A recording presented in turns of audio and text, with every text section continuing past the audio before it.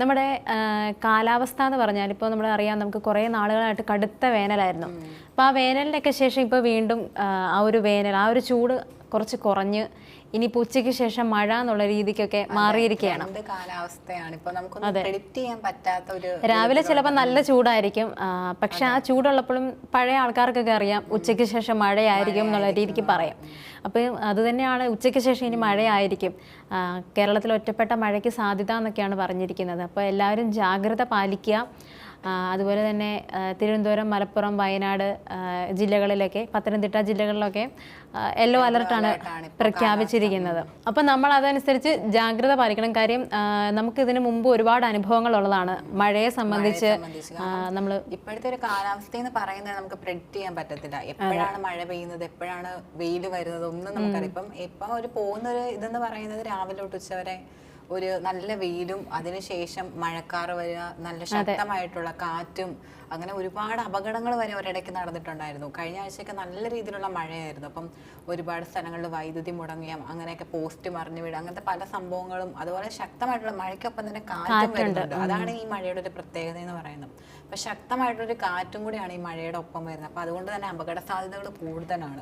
നമ്മളിപ്പോ വൈകുന്നേരങ്ങളിലൊക്കെ ആകുമ്പോൾ എല്ലാവരും ജോലി കഴിഞ്ഞിട്ടും ഒക്കെ ഇറങ്ങുന്ന ഒരു സമയമാണ്. അപ്പൊ ആ ഒരു സമയത്ത് എന്ന് പറഞ്ഞാൽ ചിലപ്പോൾ വെള്ളക്കെട്ടുകളൊക്കെ കാണുമ്പോൾ എല്ലാ വിധത്തിലും നമ്മളൊന്ന് ജാഗ്രത പാലിക്കാം. വളരെ സ്പീഡിലൊക്കെ പോവാതിരിക്കുക, ഒന്ന് സമാധാനത്തിൽ എന്താണ് അവിടെ എന്തെങ്കിലും റോഡ് തടസ്സങ്ങളൊക്കെ ഉണ്ടോ എന്നൊക്കെ ഉള്ളത് മനസ്സിലാക്കിയിട്ട് പോകുന്നത് നല്ലതായിരിക്കും. ചിലത് നമുക്ക് അറിയാൻ പറ്റില്ല, ചിലത് നമുക്കൊന്നും പറയാൻ പറ്റാതെ വരുന്ന ആപത്തുകളാണ്. പക്ഷെ എന്നാൽ കൂടി നമ്മൾ തന്നെ പാലിക്കേണ്ട കുറച്ച് ജാഗ്രതകൾ നല്ലതായിരിക്കും. അതുപോലെ തന്നെ മലപ്രദേശങ്ങളിലൊക്കെ താമസിക്കുന്നവർ മഴയൊക്കെ അധികമാകുന്നൊരു സമയത്ത് അവിടെ നിന്ന് മാറി താമസിക്കാനോ അല്ലെങ്കിൽ മറ്റെവിടേക്കെങ്കിലും ബന്ധുക്കളുടെ വീടുകളിലേക്കോ അല്ലെങ്കിൽ മറ്റ് ക്യാമ്പുകളോ മറ്റോ ഉണ്ടെങ്കിൽ അവിടത്തേക്ക് മാറുന്നത് നന്നായിരിക്കും. അല്ലെങ്കിൽ നമ്മൾ കൂടുതലും ഉരുൾപൊട്ടൽ അതുപോലെയുള്ള വെള്ളപ്പൊക്കം ഉണ്ടാകാനുള്ള സാധ്യതകളൊക്കെ കൂടുതലാണ്. അപ്പം മലയോര പ്രദേശങ്ങളിലുള്ളവരൊക്കെയും കാലാവസ്ഥ നമുക്ക് പ്രെഡിക്റ്റ് ചെയ്യാൻ പറ്റാത്തതുകൊണ്ട് തന്നെ അപകടം നമുക്ക് അറിയാൻ പറ്റില്ല. പക്ഷെ ഇപ്പോഴത്തെ ഒരു പോക്ക് എന്ന് പറഞ്ഞാൽ ശക്തമായിട്ടുള്ള വൈകുന്നേരങ്ങളിൽ ശക്തമായിട്ടുള്ള മഴയ്ക്കൊരു സാധ്യതയുണ്ട്. അപ്പോൾ അതുകൊണ്ട് തന്നെ അതിനനുസരിച്ചുള്ള ജാഗ്രതയും കൂടി പാലിക്കണം. പിന്നെ അതുപോലെ തന്നെ നമ്മൾ ഇടിമിന്നലിൻ്റെ കാര്യത്തിൽ, ഇടിമിന്നലേറ്റ് മരിക്കുന്നതിൻ്റെ എണ്ണവും ഒരുപാടായിരുന്നു കുറച്ച് നാളുകളായിട്ട്. നമ്മൾ വൈകുന്നേരമൊക്കെ ചിലപ്പോൾ സ്വർണ്ണമൊക്കെ നമ്മൾ ഇട്ട് നടക്കാൻ നേരത്ത് ഒരു പക്ഷേ അതിലൊക്കെ ഇടിമിന്നലേക്കാനുള്ള സാധ്യത വളരെ കൂടുതലാണ്. അപ്പോൾ അങ്ങനെയുള്ള ഒരു ഇത്തരത്തിൽ മഴ പെയ്യുന്നു എന്ന് തോന്നുമ്പോൾ തന്നെ ഇടി ഉണ്ടെങ്കിലും ഇല്ലെങ്കിലും നമ്മൾ വീട്ടിലൊക്കെ ആണെങ്കിൽ പ്രത്യേകിച്ചും സൂക്ഷിക്കാനുള്ളൊരു സൗകര്യം നമുക്കുണ്ട്. അപ്പോൾ അതനുസരിച്ച് മാറ്റി വെക്കുന്നതായിരിക്കും എപ്പോഴും നമുക്ക് നല്ലത്. പിന്നെ നമ്മൾ കാലാവസ്ഥാ വകുപ്പിൻ്റെ നിർദ്ദേശങ്ങൾ ഓരോന്നോരോന്നായിട്ട് പാലിക്കുന്നതായിരിക്കും എപ്പോഴും നല്ലത്. പിന്നെ അതുപോലെ തന്നെ മത്സ്യത്തൊഴിലാളികളെ സംബന്ധിച്ച് അവർ മത്സ്യത്തിന്, അതായത് കടലിൽ മത്സ്യബന്ധനത്തിന് പോകാതിരിക്കുക.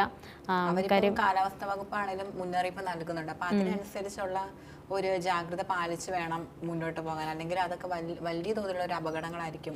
അതെ, ചിലപ്പോൾ നമ്മൾ മത്സ്യത്തൊഴിലാളികളെ സംബന്ധിച്ച് അവരുടെ ഉപജീവനമാണ്, ചെറിയ മഴയേ ഉള്ളൂ, പ്രശ്നങ്ങളൊന്നും ഉണ്ടാവില്ല എന്നുള്ള രീതിക്കായിരിക്കും അവർ പോകുന്നത്. പക്ഷെ പോയതിന് ശേഷമായിരിക്കും കാലാവസ്ഥ മാറുന്നതും മഴ അധികമാകുന്നതും അതുപോലെ ന്യൂനമർദ്ദം മറ്റെന്തെങ്കിലുമൊക്കെ ആയിട്ട് വരുന്നത്. പിന്നെ നമുക്ക് തിരിച്ചു പോരാൻ പറ്റാത്തൊരു സാഹചര്യങ്ങളൊക്കെ വരും. നമുക്കറിയാം, നമുക്ക് നേരിട്ട് ചിലപ്പോൾ എല്ലാവർക്കും അനുഭവം ഇല്ലെങ്കിലും സിനിമകളിലൂടെയൊക്കെ ആണെങ്കിലും നമ്മൾ കണ്ടിട്ടുണ്ട്. പ്രത്യേകിച്ച് നമ്മുടെ 2018 പ്രളയത്തിന്റെ കാര്യത്തിലാണെന്ന് നോക്കിയാൽ അതിനകത്ത് മത്സ്യത്തൊഴിലാളികളെ രക്ഷിക്കാൻ വേണ്ടി പാടുപെടുന്നത് അവര് വന്നു. അപ്പൊ അതൊക്കെ എന്ന് പറയുന്നത് അപ്പം അവരുടെയൊക്കെ ഇമ്പോർട്ടൻസ് എന്താണെന്ന് നമുക്ക് മനസ്സിലാക്കി തന്ന ഒരു സമയമായിരുന്നു 2018 പ്രളയം എന്ന് പറയുന്നത്. അത് മാത്രമല്ല ജാതി മതം എല്ലാം മറന്നുകൊണ്ട് മനുഷ്യരെല്ലാവരും ഒറ്റക്കെട്ടാണെന്നുള്ള ഒരു കേരളത്തിലെ ആ ഒരു രീതിക്കൊക്കെ വന്നിരുന്നു. അപ്പം അതൊക്കെ നമുക്ക് അങ്ങനെ പ്രതിസന്ധികൾ ഉണ്ടാകുമ്പോൾ മനുഷ്യൻ ഒറ്റക്കെട്ടാണെന്നുള്ളൊരു തിരിച്ചറിവ്. ആ പ്രതിസന്ധികൾ നമ്മൾ അനുഭവിച്ചിട്ടുള്ളത് കൊണ്ട് തന്നെ ചെറിയൊരു മഴക്കാറാണ്, ഇനി ഒറ്റപ്പെട്ട മഴകൾ അല്ലെങ്കിൽ കാലാവസ്ഥാ വ്യതിയാനങ്ങൾ വരുന്നു എന്ന് പറയുമ്പോൾ തന്നെ നമ്മളെല്ലാവരും ജാഗ്രത പാലിക്കുന്നത് എപ്പോഴും നല്ലതായിരിക്കും. അപകടങ്ങൾ നമ്മൾ തന്നെ ഒഴിവാക്കാൻ നമുക്ക് കഴിയും. നമ്മൾ ഒരു ജാഗ്രത പാലിക്കുകയാണെങ്കിലും ഉണ്ടാകാനുള്ള അപകടങ്ങളൊക്കെ ഒരു പരിധി വരെ നമുക്ക് ഒഴിവാക്കാൻ കഴിയും. ചില ഇപ്പോൾ നമ്മുടെ വയനാട്ടിലെ കേസാണെങ്കിൽ അവിടെ പ്രശ്നങ്ങളൊന്നും ഇതിന് മുമ്പ് സംഭവിച്ചിട്ടില്ല, അല്ലെങ്കിൽ പ്രശ്നങ്ങൾ ഉണ്ടാവത്തില്ല എന്നുള്ളൊരു കോൺഫിഡൻസിലായിരുന്നു അവിടെയുള്ള ആൾക്കാർ. പക്ഷേ നമ്മൾ ആരും പ്രെഡിക്റ്റ് ചെയ്യാൻ പറ്റാത്ത രീതിക്കായിരുന്നു അത്രയും ഭാഗം, ഒരു മലയുടെ ഒരു വശമാണ് പൊട്ടിയൊലിച്ച് വീണത്. അപ്പം ഇങ്ങനെയുള്ള സാഹചര്യങ്ങൾ എപ്പോൾ സംഭവിക്കുന്നൊന്നും പറയാൻ പറ്റില്ല. അതുകൊണ്ട് എല്ലാവരും നിർദ്ദേശങ്ങൾ മറ്റുള്ളവരിലേക്ക് അറിയിക്കുക, അതനുസരിച്ച് ജാഗ്രത പാലിക്കുക എന്നാണ് ഈ ഒരു കാലാവസ്ഥയുടെ വ്യതിയാനങ്ങൾ അനുസരിച്ച് നമുക്ക് പറയാൻ പറ്റുന്നത്. വകുപ്പ് നൽകുന്ന നിർദ്ദേശങ്ങൾക്കനുസരിച്ച് മാത്രം മുന്നോട്ട് പോകും. ഇപ്പം മഴയുള്ള സമയങ്ങളിൽ വെളിയിൽ ഇറങ്ങാതിരിക്കുക, അതുപോലെ വാഹനത്തിൽ മരത്തിൻ്റെ അടിയിൽ അങ്ങനത്തെയുള്ള ഒഴിവാക്കുക, അതൊക്കെ കൂടുതലും ജാഗ്രത പാലിക്കുക. അതെ.